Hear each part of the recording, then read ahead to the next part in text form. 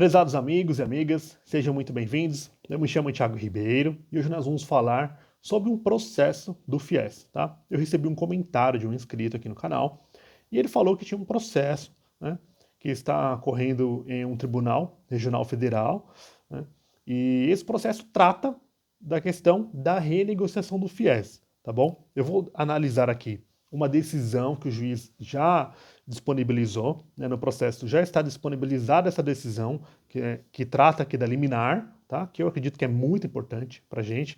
Então, assim, eu vou analisar aqui a decisão que foi dada, né, e eu vou tecer alguns comentários jurídicos de acordo com o meu entendimento jurídico, tá? Porque, assim, o entendimento jurídico, ele é livre, né? Qualquer advogado pode ter um entendimento jurídico que entender, né, que seja pertinente àquele caso, tá? Então, assim, esse processo aqui o advogado entendeu que esse era o entendimento jurídico, né, que deveria ter sido feito, né, e ele ingressou com o processo, tá? E nós já vimos aqui que esse processo ele tem uma decisão liminar, que fala sobre a liminar, tá? Aí tá aqui, nesse caso aqui, o juiz indeferiu, tá, a medida cautelar. Então, por quê? Pelo que eu vi aqui, decisão liminar, ele está falando aqui, né, que ele tem direito, ó, à renegociação da dívida com 86,5%, tá? Com base na MP 1090. Então, acredito que ele ingressou com o processo antes dela ser convertida em lei, tá bom? Que ele trata aqui da MP 1090. E essa cautelar aqui, ela foi indeferida, tá? O juiz não concordou em dar a medida cautelar, tá? Aí aqui, além dele falar que ele entende que tem o direito dos 86,5%, ele pede aqui, né, em medida cautelar, que o nome dele não seja incluído, né, do seu fiador, nos cadastros de inadimplentes, tá? E aí o juiz fala assim, ó, o pedido de urgência deve ser analisado sob a luz do artigo 4º da Lei 10.259, tá? Aí o juiz fundamenta aqui o processo, tá bom? Aí tá aqui, ó, o juiz poderá, né, abre aspas, tá? De ofício ou a requerimento das partes, que é o que fala no artigo, deferir medidas cautelares no curso do processo para evitar dano de difícil reparação. Aí tá aqui, ó. Pela documentação juntada com a inicial e alegações trazidas, não se evidencia a urgência no pedido do autor. Tá? Note-se não haver qualquer indicação de inscrição do seu nome no cadastro de inadimplentes. Tá? Ademais, é necessária a manifestação da parte ré sobre o pedido. Então, eu estou resumindo aqui. Dessa forma, este processo seguirá seu trâmite normal, com análise do pedido em sentença, após regular instrução processual. Então, esse processo aqui já passou dessa fase liminar, já deu essa decisão aqui, vou comentar ela aqui, meu entendimento jurídico. E aí, pelo que eu vi aqui, ele está na fase de apresentação de provas, né, quando o juiz intima as partes para poderem apresentarem qual prova que eles pretendem produzir. Por exemplo, que prova você tem para produzir, né, justificadamente, né? Por exemplo, eu tenho prova documental, eu tenho prova testemunhal, né? Pelo que eu vi aqui, ele está nessa fase. Já tem essa decisão liminar em que o juiz ele indeferiu a medida cautelar. Por quê? Pelo que eu entendi aqui, o entendimento jurídico dele. Aqui, nesse processo, o requerente, ele pede que o juiz dê uma cautelar para que a empresa, né, o requerido, não inclua o nome dele nos cadastros de inadimplentes. Por exemplo, não inclua o nome dele no SPC e no Serasa, tá? Para a gente deixar mais claro aqui o exemplo. Só que assim, esse pedido ele foi indeferido porque o juiz olhou o processo e viu que ainda o nome dele não foi incluído nos cadastros de inadimplentes. Então, assim, se o nome dele ainda não foi incluído, por exemplo, aqui no SPC e no Serasa, não teria porquê, na fundamentação do juiz, né, dar uma medida liminar para que a empresa deixe de cadastrar ele, por exemplo, no SPC e no Serasa. Tá? E assim, com base nos processos que eu vejo, né, isso realmente, esse tipo de pedido, né, quando você pede para que a empresa deixe de colocar seu nome no SPC e no Serasa, ele é bem complicado. Por quê? É uma coisa que ainda não aconteceu. E, pelo que a gente vê, você talvez não sabe se vai acontecer. Não tem como a gente saber, por exemplo, se a empresa vai mandar o seu nome para ser incluído lá no SPC e no Serasa. É um evento futuro incerto. né, no meu entendimento jurídico, tá? Por quê? A empresa pode mandar ou não pode mandar, e eu acredito que foi isso aqui que o juiz quis dizer, né? Assim, se o seu nome já estiver negativado, por exemplo, olha, o meu nome já está negativado, né, já está no SPC e no Serasa, e aí eu quero discutir judicialmente, falando que eu tenho direito ao desconto aqui, o perdão da dívida de 86,5%, tá? E aí eu falo para o juiz, olha, me dá uma medida liminar para que a empresa tire o meu nome do SPC e do Serasa, enquanto a gente discute para ver se eu tenho direito ao parcelamento aqui, ao perdão da dívida. Aí pode ser que o juiz fala, beleza, né? Enquanto a gente está discutindo para ver se você tem o direito ao refinanciamento, ao perdão da dívida, né, então eu vou pedir para tirar o seu nome, né? Eu vou, por exemplo, dar uma liminar para tirar o seu nome do SPC do Serasa. Nesse caso aqui, pelo que eu entendi, como o nome dele ainda não estava negativado, o juiz não concordou, né? E eu entendo que por exemplo, faria do mesmo jeito. Né? Não concordou em dar uma liminar para um evento futuro, né? Que pode ser que a empresa não negative, pode ser que haja um acordo nesse processo. Tá? Então, assim, é bem complicado, no meu entendimento jurídico, esse tipo de pedido. Tá? E foi o que o juiz entendeu aqui.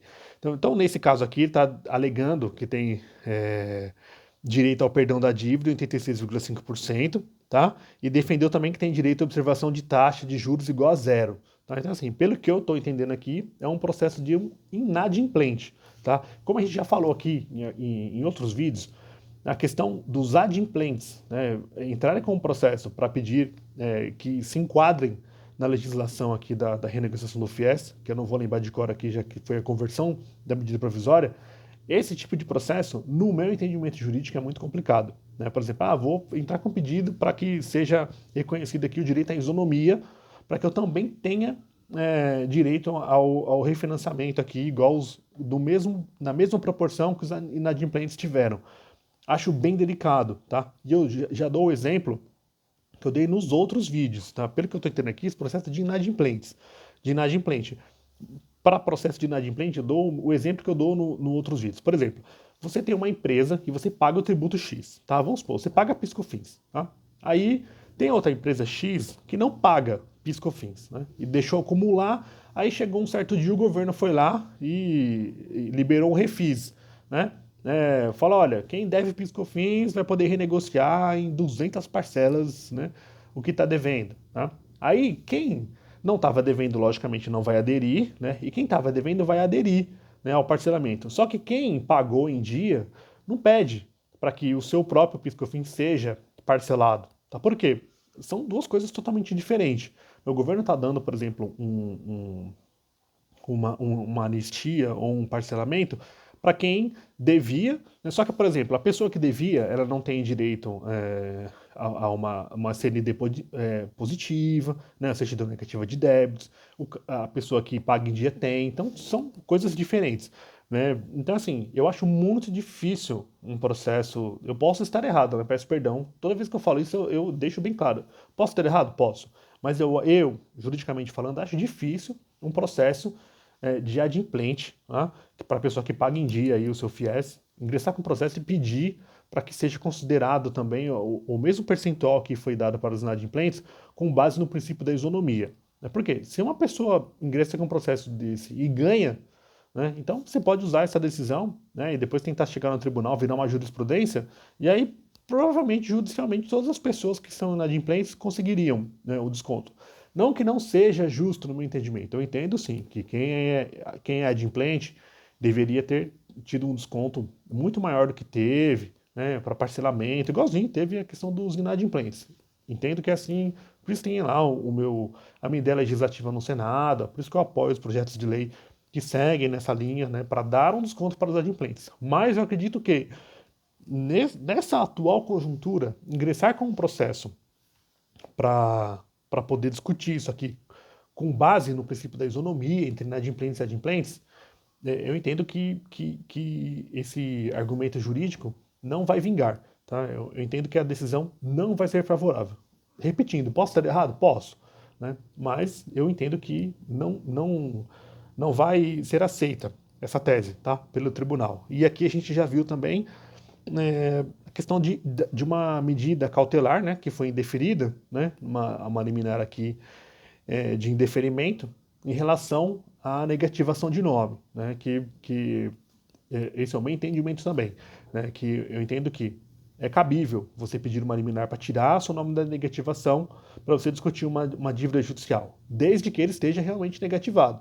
Agora, você pedir para que ele não seja negativado, por exemplo, de um evento futuro, que ele pode ser negativado, acho complicado você conseguir ganhar esse tipo de direito, tá? Porque, é como eu disse, pode vir a acontecer ou não, tá? Enfim, se vocês tiverem mais processos, deixa aqui, né, nos comentários, a gente pega e analisa, né?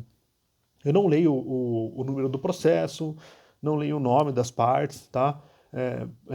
Eu só analiso aqui a questão como um todo, tá? Só porque até porque o processo é público, né? Essa consulta aqui eu faço, não é nem preciso do meu certificado digital, da OAB, nada disso. Qualquer pessoa pode ir lá e pode pesquisar, tá? Esses processos aqui que eu trago aqui são processos públicos, né? Que você pode analisar, né? Então, assim, mas mesmo assim eu não leio as informações do processo, eu só leio a fundamentação jurídica como um todo e dou a minha opinião jurídica em relação ao que eu estou vendo aqui. Tá bem? Bom, gente, é isso aí. Eu espero que eu tenha ajudado, né? E se vocês souberem de mais processos aí, principalmente desse ano, tá? Fala, poxa, ingressei com um processo esse ano, veja aqui essa decisão que o juiz, né, deu. Aí eu analiso e falo a minha opinião jurídica, tá? Em relação ao processo, sempre deixando bem claro que, né, qualquer advogado pode ter uma opinião jurídica divergente da minha, né? E pode discutir ela no judiciário, pode brigar por ela no judiciário, nos tribunais e chegar até no STJ. Tá? A minha decisão, a minha opinião jurídica não é a correta, não sou o dono da verdade, né? Como diz aí, não sou o paladino da justiça. Mas, né, exceção que eu falo aqui é a minha opinião jurídica, né? Inclusive, tem opiniões jurídicas, né, de advogados que escrevem nos comentários aqui, fala, doutor, eu entendo diferente, eu vou ingressar com um processo assim, assim, assim, né? Eu respeito tudo, só que não é a minha opinião jurídica, eu entendo de uma forma divergente, tá? Entendo que é bem delicado um adimplente ingressar com o processo. Solicitando, por exemplo, aqui o princípio da isonomia. Bom, é isso aí, gente. Espero que eu tenha ajudado, né? Inscreva-se no canal e se você gostou do nosso conteúdo, deixa um like. Ajuda a gente bastante, a gente agradece demais. E vamos para a próxima aí. Se tivermos bastante comentários aí no vídeo, a gente pode tentar fazer uma live, né, depois, né? Só que precisa ter um número razoável de pessoas para a gente fazer live, tá bem? A gente pode bater um papo ao vivo, para mandar perguntas ao vivo, né? E novamente, né?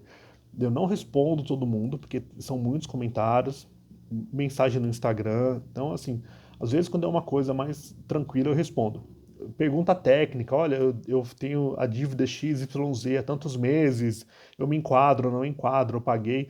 Essas perguntas técnicas não tem como eu responder, tá? Porque senão ele estaria analisando o seu caso como se fosse uma consulta jurídica, tá? Não tem como responder uma pergunta técnica quando você deve X, Y, Z, tá? Se for um comentário genérico, aí às vezes a gente responde ou até faz um vídeo respondendo de uma forma geral, tá? Mas pergunta técnica específica não tem como a gente responder, tá bem? É isso aí, gente. Muitíssimo obrigado. Um abraço a todos vocês. Até a próxima. Fiquem com Deus. Um abraço.